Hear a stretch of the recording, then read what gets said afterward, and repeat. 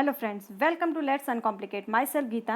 आज हम डिस्कस करेंगे ईवीएस में पार्ट 11 ये फुलवारी चैप्टर। पहले ही हम जो है 10 चैप्टर तक हमने डिस्कस कर लिया है और ये थर्ड पार्ट की वीडियो है। इसमें हम चैप्टर 11 से 19 तक कवर करेंगे और इसको बेहतर तरीके से समझते हैं। और अगर अपने चैनल को सब्सक्राइब नहीं किया है तो सब्सक्राइब कर लीजिए, क्योंकि इस चैनल पे आपको पूरे एनसीईआरटी के हैंड रिटन नोट्स मिलेंगे। पूरा ही एनसीईआरटी से लिया गया है, इधर उधर से कहीं नहीं, जो कि आपके सीटेट के पॉइंट ऑफ व्यू से बहुत ही इंपॉर्टेंट है। तो हम देखते हैं, और अगर वीडियो पसंद आए तो इसे लाइक कीजिए, शेयर कीजिए, ताकि ज़्यादा से ज़्यादा लोगों को हेल्प मिल सके। Thank you. तो हम देखते हैं पार्ट 11 फुलवारी। तो फुलवारी में क्या गया है, इसमें सबसे पहले चैप्टर में फूलों के बारे में बताया गया है और फूलों की घाटी का जिक्र किया गया है। तो फूलों की घाटी किसको कहा जाता है, ये कहाँ पर है, ये उत्तराखंड में है। और आगे जो है मधुबनी पेंटिंग के बारे में, मधुबनी चित्रकला के बारे में बताया गया है। तो मधुबनी क्या है, ये एक चित्रकला है। आगे देखते हैं इस चित्रकला को मधुबनी क्यों कहा जाता है। तो यह चित्रकला जो है बहुत ही पुरानी है। कौन सी? मधुबनी चित्रकला बहुत ही पुरानी है और बिहार में मधुबनी नामक एक ज़िला है, उसी के नाम पर इसे जो है मधुबनी पेंटिंग कहते हैं, अर्थात मधुबनी चित्रकला कहते हैं, क्योंकि ये पेंटिंग जो है वहीं पर बनाई जाती है। ये एक एक पॉइंट बहुत ही इंपॉर्टेंट है। मधुबनी पेंटिंग जो है, मधुबनी क्या है, ये एक चित्रकला है और ये इसे मधुबनी ही क्यों कहा जाता है, क्योंकि बिहार के एक ज़िले मधुबनी में इसे बनाया जाता है, इसलिए इसे मधुबनी नाम दिया गया है। कुछ नोट्स देख लेते हैं इसके बारे में। क्या है यह चित्रकला, अर्थात मधुबनी पेंटिंग त्योहारों और खुशी के मौके पर जो है घरों की दीवारों पर और आंगन में जो है बनाया जाता है। इस तरह के चित्र जो बनाए जाते हैं वो जो है बिहार में जो है त्यौहार पर और खुशी के मौके पर जो है वो लोग बनाते हैं मधुबनी पेंटिंग। और ये बहुत ही कलरफुल होता है। और इसमें किस तरह के रंगों का प्रयोग मधुबनी पेंटिंग में किससे बनाई जाती है, बहुत इंपॉर्टेंट है। ये पीसे हुए चावल के घोल में रंग मिलाकर बनाई जाती है। क्वेश्चन पूछा गया है।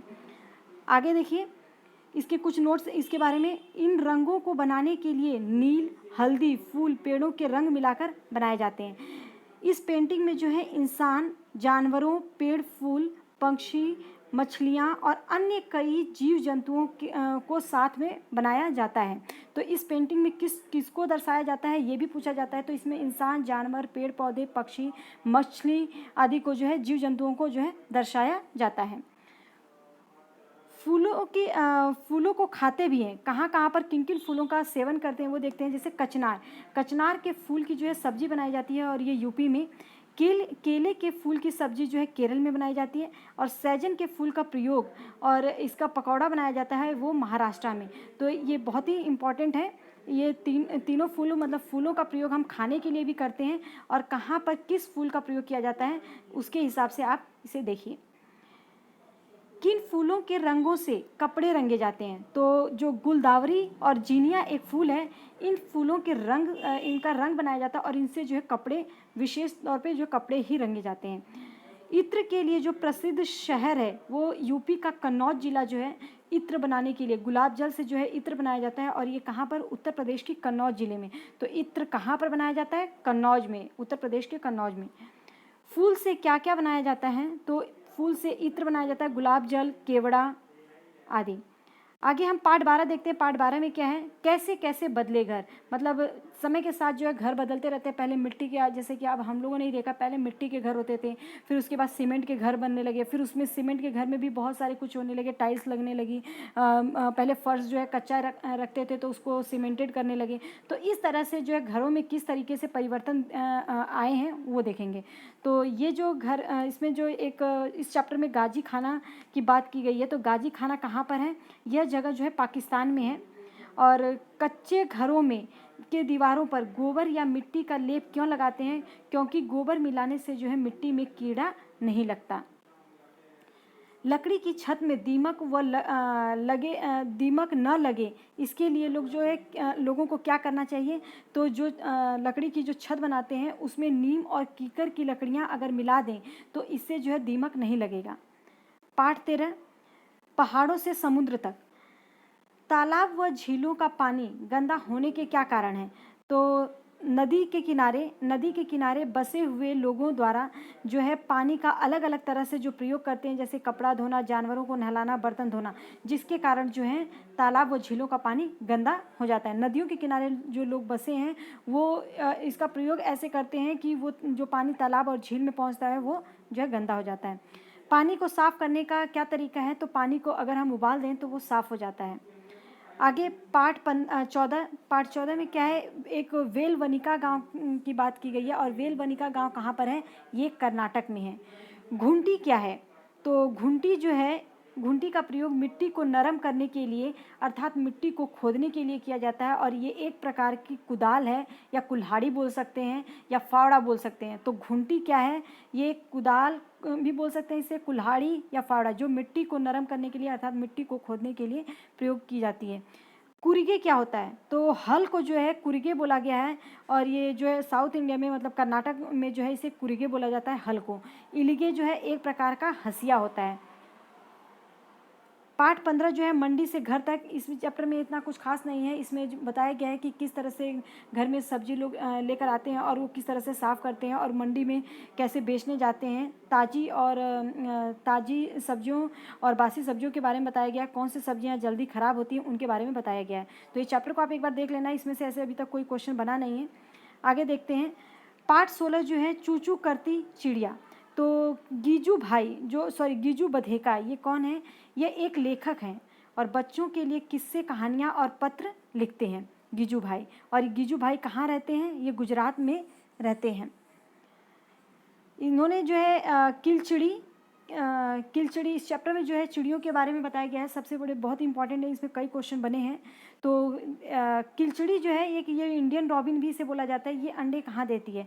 तो ये सड़क के किनारे पत्थरों के बीच में अंडे देती है। और ये किस तरह से घोंसला बनाती है? घोंसले में जो है, इसके घोंसले में घास के बने होते हैं, और ऊपर से नाजुक टहनी जड़ें, बाल, रुई सब बिछा होता है उसमें।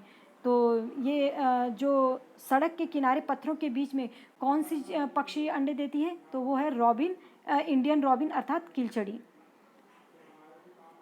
कौवे का घोंसला किससे बना होता है? तो कौवे का घोंसला जो है लोहे के तार व लकड़ी की शाखाओं से बना होता है। और कोयल जो है अंडे कहाँ देती है? तो कोयल जो है कौवे के घोंसले में अंडे देती है। कोयल जो है अपना खुद का घोंसला नहीं बनाती है, और ये जो है कौवे के घोंसले में अंडे देती है, और कौवा जो है उसे अपना अंडा समझकर से भी देता है। तो कोयल किस चिड़िया पक्षी का अपना घोंसला नहीं होता? कोयल का। ये किसके घोंसले में अंडे देती है? कौवे के घोंसले में। ये आपको देखने में बहुत आसान लग रहा होगा, लेकिन इससे जब क्वेश्चंस बनता है तो इस तरीके से बनाते हैं कि आप कंफ्यूज हो जाओगे, इसलिए आप इसको ध्यान से, इसमें कई बार जैसे कि मैंने अभी बताया कि यहाँ पे इंडियन रॉबिन जो है तो पूछ देता है कि सड़क के किनारे पत्थरों के बीच में कौन देता है अंडे, या जो कांटों के बीच में कौन सी चिड़िया अंडे देती है, लटकते हुए घोंसले में जो है कौन सी चिड़िया देती है। तो इस तरीके से जो है ये क्वेश्चंस बना के पूछे जाते हैं। आगे देखते हैं।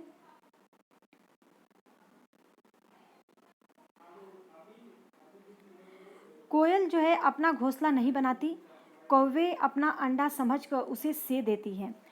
कौवा जो है पेड़ की ऊंची डाल पर घोंसला बनाता है। कौन ऊंची डाल पर? कौवा।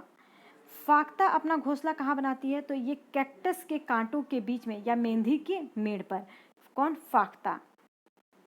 गौरैया या कबूतर घोंसले कहाँ बनाते हैं? तो ये पुराने घरों में, अलमारी के ऊपर, आईने के पीछे, दीवार के आले में। बसंत गौरी अंडे कहाँ देती है? तो ये पेड़ के तनों में छेद बनाकर। गर्मियों में जो है टुक टुक करती कौन है? बसंत गौरी। टुक टुक कौन सी पक्षी करती है? तो वो है बसंत गौरी। कौन सी पक्षी पत्तों को सीकर उनके बीच में घोंसला बनाती है? तो दर्जिन चिड़िया। जैसे कि आपको नाम से ही पता चल रहा है कि दर्जिन चिड़िया ये कहाँ पर बनाती होगी? दर्जिन मतलब सिलना। तो ये पत्तों को सीकर जो है उनके बीच में घोंसला बनाती है। अब बीबर पक्षी के बारे में जान लीजिए। बीबर पक्षी बहुत ही इंपॉर्टेंट है। बीबर नर पक्षी जो है ये अपने अपने घोंसले बनाते हैं। मतलब जितने भी नर पक्षी हैं बीबर नर पक्षी हैं वो घोंसले बनाते हैं, और मादा बीबर जो है उन सभी घोंसलों को देखती हैं, उनमें से जो सबसे अच्छा घोंसला होता है उसमें ही वो अंडे देती हैं। बीबर पक्षी के बारे में बहुत ही इंपॉर्टेंट फैक्ट है, और इसे याद रखिए। तो डाली पर लटकता हुआ घोंसला कौन बनाता है? वो शक्करखेरा। शक्करखेरा पक्षी जो है वो डाली पर लटकता हुआ घोंसला बनाती है और ये घोंसले में जो है बाल, बारीक घास, पतली टहनियाँ, सूखे पत्ते आदि का जो है प्रयोग करती है घोंसला बनाने के लिए। पक्षियों का दुश्मन कौन होता है? तो मनुष्य व जानवर जो है इनके दुश्मन होते हैं। अगर मनुष्य पक्षियों के अंडे को छू दे तो पक्षी कभी भी उसे मतलब छुएगी नहीं, उसे सेएगी नहीं, और जानवर जो है उनको जो है खा जाते हैं, जैसे कौवे, गिलहरी, बिल्ली, चूहे, ये मौका देखते ही उनको जो है चुरा लेते हैं। आगे देखते हैं पार्ट 18 में क्या कहा गया है। पानी कहीं ज़्यादा कहीं कम। तो इसके अंदर जो है नालमड्डा कहाँ पर है? ये स्थान कहाँ पर है? तो ये आंध्र प्रदेश में है। बाजार गांव ये कहाँ पर है? महाराष्ट्र में। और होलगुंडी गांव जो है कर्नाटक में है। ये बहुत ही इम्पॉर्टेंट है। ये जगह जो दिया गया है, ये जगह कहाँ पर पड़ते हैं ये पूछा जाता है। होलगुंडी में बच्चों की पंचायत को क्या कहते हैं? तो होलगुंडी में जो बच्चों की पंचायत को जो है भीमा संघ कहा जाता है। और पानी की टंकी को साफ करने का कदम किसने उठाया था? तो वो भीमा संघ के बच्चों ने। पाठ 19 जड़ों का जाल। इसमें देखते हैं बरगद की लटकती हुई शाखाएं। बरगद का पेड़ होता है उसकी शाखाएं लटकती हैं, तो उन शाखाओं को क्या बोला जाता है? तो वो एक तरह से उनकी जड़ें ही होती हैं और ये ज़मीन के अंदर काफ़ी अंदर तक घुस जाती हैं और बहुत ही लंबी होती हैं। रेगिस्तान ओक कहाँ पाया जाता है? तो रेगिस्तान ओक जो है ऑस्ट्रेलिया में पाया जाता है। इस ओक के बारे में जो कुछ इंपॉर्टेंट फैक्ट्स हैं, इस पेड़ में पत्तियाँ बहुत कम होती हैं। किसमें? रेगिस्तानी ओक में। ओक पेड़ में जो है पत्तियाँ बहुत कम होती हैं। इस पेड़ की जड़ें, इसकी जो पेड़ की जड़ें हैं, पेड़ की लंबाई, जितनी भी पेड़ की लंबाई होगी उसकी 30 गुना जो है गहराई तक ज़मीन के अंदर जाती हैं, जो इसकी जड़ें हैं। ओक पेड़ की जो जड़ें हैं उसकी लंबाई के 30 गुना जो है उसकी जड़ें ज़मीन के अंदर होती हैं, जब तक कि वो पानी को ना पहुंच जाए। मतलब ये क्या बताती हैं कि ज़मीन के अंदर कितनी गहराई तक पानी है। पानी पेड़ के जड़ों में जमा होता रहता है, जहाँ से लोग जो है बनों के अंदर पतला पाइप लगाकर जो है पानी निकालते हैं। तो इस तरीके से जो है हमारा ये चैप्टर फिनिश होता है और आगे जो है हम 19 से लेके 20 से 27 तक का डिस्कस करेंगे। और अगले वीडियो में जो है ये ख़त्म हो जाएगा। इसके 4 पार्ट वीडियो हैं, तो आप इसको बहुत ही ध्यान से देखिए। ये देखने में बहुत ही ईजी लग रहा है, लेकिन इसके जो फैक्ट्स हैं वो बहुत अच्छे से आपको पढ़ना पड़ेगा ताकि ये आपको लर्न रहे। अगर 3-4 बार आप देख लेंगे तो ये आपको लर्न हो जाएंगे और अच्छे से इसको लर्न कीजिएगा, क्योंकि ये फैक्ट्स जो है इसी के बेस पे जो है क्वेश्चन पूछे जाते हैं। और जब कई बार तो है 1 वर्ड में पूछे जाते हैं, वो हम कर लेते हैं, लेकिन जब स्टेटमेंट में क्वेश्चन दे दिया जाता है तो हमें पढ़े हुए क्वेश्चन भी हमारे गलत हो जाते हैं। इसलिए इसको ध्यान से पढ़ने की ज़रूरत है। तो वीडियो कैसी लगी ये ज़रूर बताइएगा, और कितना अगर कुछ समझ में नहीं आया है तो कमेंट कीजिए और अपने क्वेश्चंस डालिए, उसको मैं पूरा सॉल्व करने की कोशिश करूँगी। जो भी डाउट है आप अपना क्लियर कर सकते हैं। और वीडियो पसंद आए तो इसे लाइक कीजिए और शेयर कीजिए ताकि और लोगों को इससे जो है मदद मिल सके। Thank you.